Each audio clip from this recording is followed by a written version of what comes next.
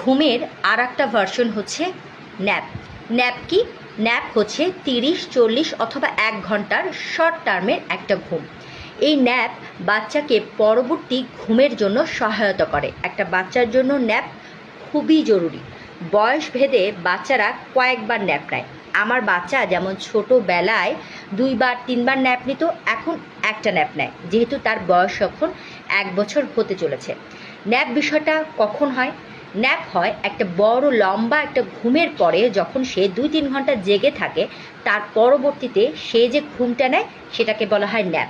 আপনারা লক্ষ্য করবেন, বাচ্চারা দিনের মধ্যে কয়েকবার যখন ঘুমায়, যখন তারা ছোট থাকে আর কি, যখন কয়েকবার ঘুমায়, তখন প্রথমবার হয়তো বা একটা লং টার্ম ঘুমায় 3 অথবা 2 ঘন্টা, তারপরের বার সে শুধুমাত্র আধা ঘন্টা বা 1 ঘন্টা ঘুমায়।